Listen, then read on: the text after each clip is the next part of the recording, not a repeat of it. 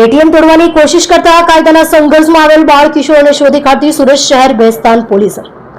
મહેરબાન police commissioner સાહેબ શ્રી સુરત શહેર, અધિક પોલીસ કમિશનર સાહેબ શ્રી સેક્ટર 2, નાયબ પોલીસ કમિશનર સાહેબ શ્રી ઝોન 6 તથા મદદનીશ પોલીસ કમિશનર સાહેબ શ્રી આઈ ડિવિઝન સુરત શહેરના તરફથી વણ શોધાયેલ ગુનાઓ શોધી કાઢવા તથા તાજેતરમાં ભેસ્તાન બ્રિજ પાસે મહાવીર ઇન્ડસ્ટ્રીયલ દુકાન નંબર 2 ખાતે આવેલ ઇન્ડિયા એટીએમ મશીનમાંથી રોકડ રૂપિયા ચોરી કરવાના ઈરાદે મશીનના ડિસ્પેન્સર ગેરને જાણી જોઈ ખોલી નાખી નુકસાન પહોંચાડે જે બાબતે ગુનો દાખલ થયેલ હોય છે. ગુનામાં સંડોવાયેલ આરોપીઓને પકડી પાડવા આપેલ સૂચનાઓ અનુસંધાને પોલીસ ઇન્સ્પેક્ટર કેપી ગામેતી તથા સેકન્ડ પોલીસ ઇન્સ્પેક્ટર જે.એમ.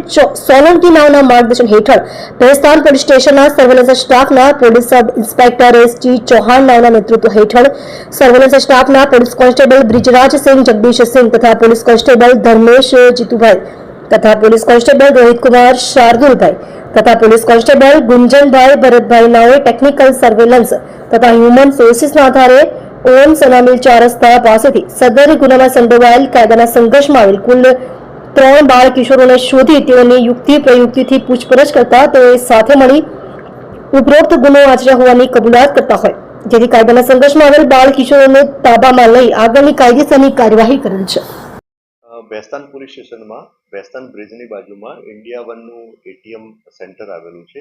આ એટીએમ સેન્ટરમાં 31 માર્ચના સાંજના સમયે 3 અજાણ્યા ઇસમો એટીએમ સેન્ટરમાં આવે છે અને ત્યાં આવી અને એટીએમ મશીન સાથે છેડછાડ કરે છે, તેને નુકસાન કરે છે અને ચોરી કરવાની કોશિશ કરે છે.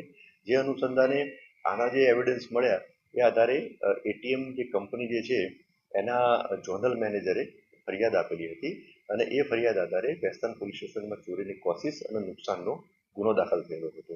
આ ગુનાની તપાસ ચાલુ હતી.